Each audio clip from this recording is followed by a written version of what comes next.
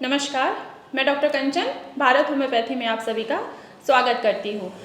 आज की वीडियो में चलिए बात करते हैं हम किडनी पेशेंट के मेंस्ट्रुअल साइकिल पे। जो फीमेल्स जिनको किडनी की प्रॉब्लम है यानी कि क्रॉनिक किडनी डिजीज़ है, उनकी मेंस्ट्रुअल साइकिल में ऐसा क्या होता है कि उनके पीरियड्स पे इफ़ेक्ट आ जाता है कि उनका पीरियड जो होता है वो इम्बैलेंस हो जाता है या तो बिल्कुल स्टॉप हो जाता है। तो आज हम इसी टॉपिक पे बात करते हैं।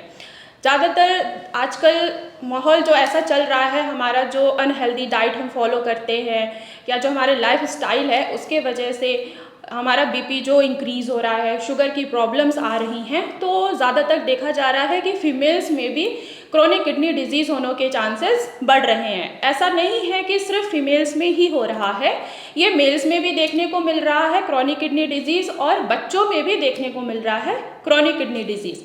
तो जैसे कि अभी हमने बात किया कि आखिर फीमेल्स में मेंस्ट्रुअल साइकिल उनका डिस्टर्ब क्यों हो जाता है, तो जैसे किडनी की फंक्शनिंग है ब्लड को प्यूरिफाई करना, सेम वैसे ही किडनी की फंक्शनिंग है कि हमारे बॉडी में जितने भी हार्मोन्स हैं उनको बैलेंस में लेके चलना, पर वो बैलेंस नहीं हो पाता है अगर किडनी की कोई भी प्रॉब्लम है या किडनी हमारी अनहेल्दी है।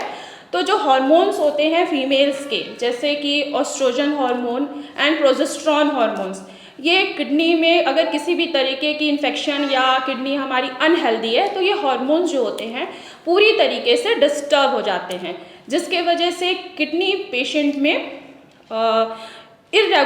इरेगुलर मेंसेस आने स्टार्ट हो जाते हैं या उनके मेंसेस डिले हो जाते हैं या ही बिल्कुल पीरियड्स आना स्टॉप हो जाता है। यही एक रीज़न है कि उनके हार्मोन्स जो है वो इम्बैलेंस हो जाते हैं। अब इम्बैलेंस क्यों होते हैं? क्योंकि उनका क्रेटिनिन का लेवल बढ़ा होता है, यूरिया बढ़ा होता है, पोटेशियम बढ़ा होता है और ब्लड जो होता है यानी कि HB वो भी डाउन हो जाता है। किसी भी किडनी पेशेंट में देखा जाए तो किडनी पेशेंट में एटलीस्ट 10 ग्राम से ज़्यादा खून नहीं होता है।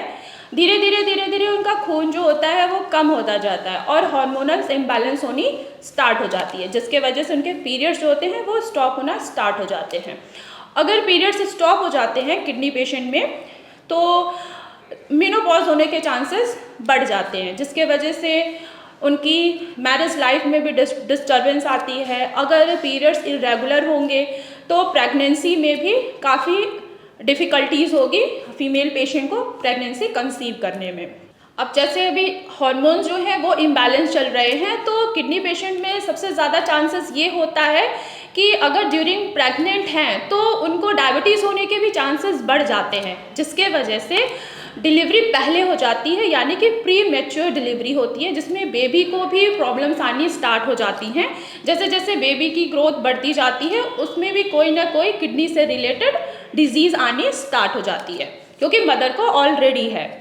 अब बात करें कि जैसे कि किडनी में विटामिन डी से रिलेटेड हार्मोन्स जो होते हैं वो भी इम्बैलेंस हो जाते हैं, जिसके वजह से विटामिन डी की डेफिशिएंसी हो जाती है, बोन्स में पेन होना स्टार्ट हो जाता है।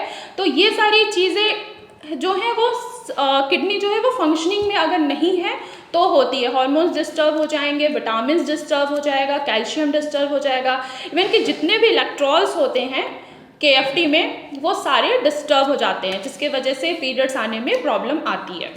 अब जैसे कि अभी मैंने आपको बताया कि आखिर डिस्टर्ब क्यों होते हैं मेंस्ट्रुअल साइकिल। जो भी किडनी पेशेंट हैं, चाहे वो क्रॉनिक किडनी डिजीज़ हो चाहे एक्यूट किडनी डिजीज़ हो, जो भी फीमेल पेशेंट सफ़र कर रही हैं उनके मन में ये डाउट होता है क्या उनकी साइकिल जो है वो रेगुलर हो सकती है या नहीं। जी हाँ, रेगुलर हो सकती है, वो होम्योपैथिक मेडिसिन से हो सकती है। आप अपना ट्रीटमेंट ले सकते हैं भारत होम्योपैथी में।